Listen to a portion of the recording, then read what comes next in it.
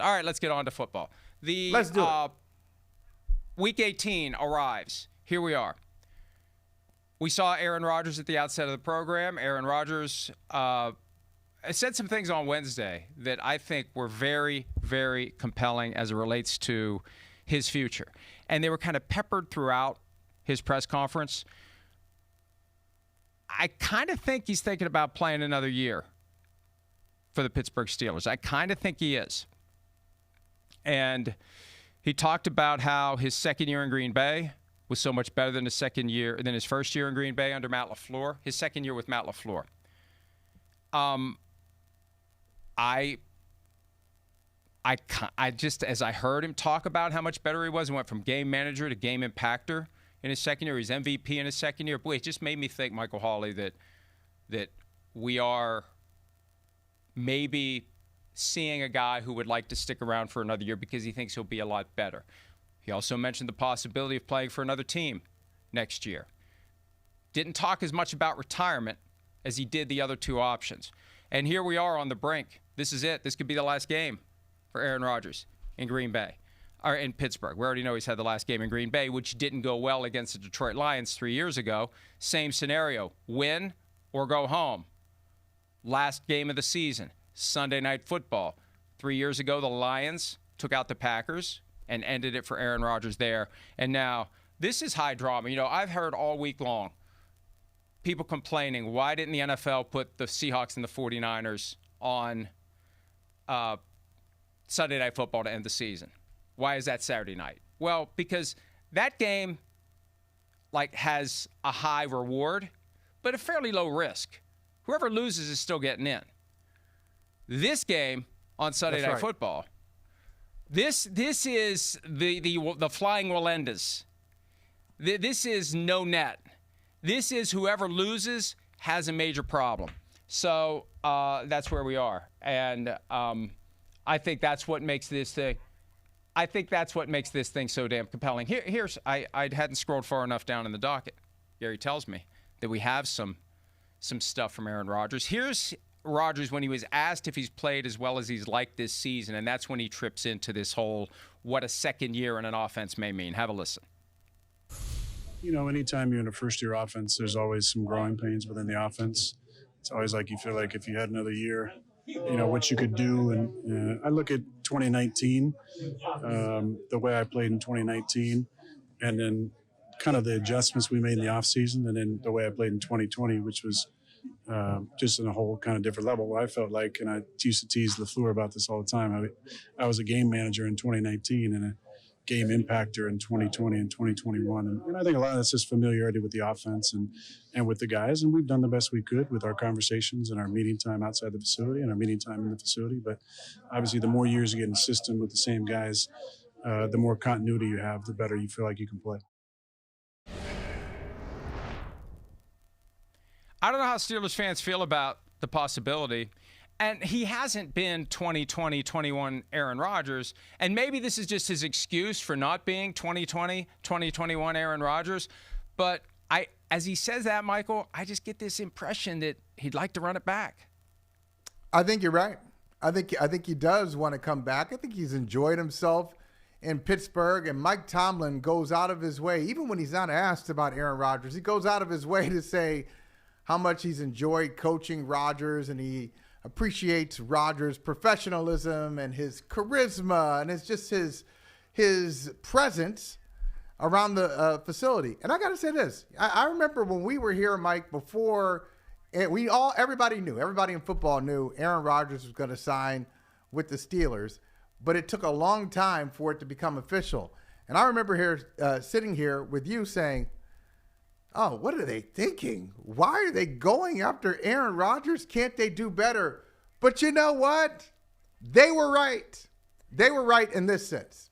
Okay, it's not like you can just go out and can't just draft a high-impact quarterback. They couldn't have. I don't think they could have. I mean, maybe they could have gotten Shuck in the second round like the Saints did, and I heard a great interview you guys did with him. But realistically, the Steelers, they're either going to be at the top of the draft, drafting the quarterback. That's not going to happen for them.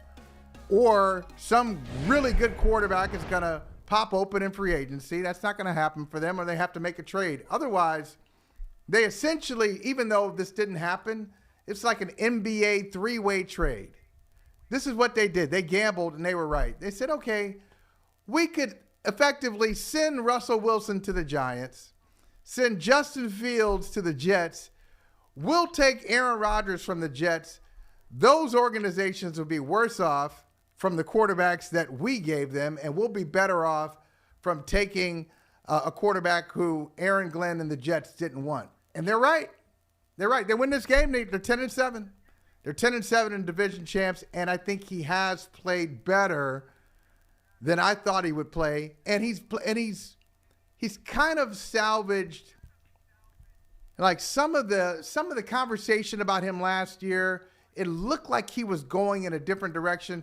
This is almost Aaron Rodgers saying, "No, it wasn't me last year. It was them. You guys know the Jets. Have you looked at their records? They haven't been in the playoffs in 15 years, and that ain't on me. It's on them." So I think he has redeemed himself.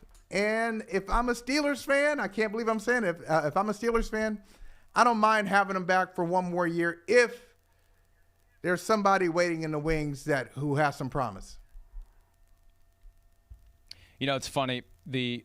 I believe primary motivation for Aaron Rodgers this year is make it to the playoffs.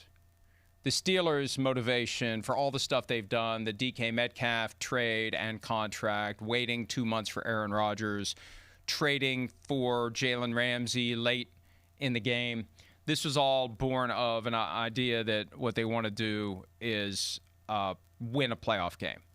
Rodgers said on Wednesday, it's been a really special year. We're playing meaningful football in December and January now, which is what I wanted after the last couple years. It kind of stained him a little bit. Look, nothing's taken away. First ballot Hall of Fame, walk right through the door, he's in. But, you know, he worries about things that maybe he shouldn't, like the touchdown to interception ratio, like what's the perception of the last 2 years going to be? What will the perception of me be if I'm the guy that Aaron Rodgers or that Myles Garrett sacked to set the single season record? And he did seem to be hyper aware of that possibility just 5 days ago when he was getting rid of the ball faster than he's gotten rid of the ball in years.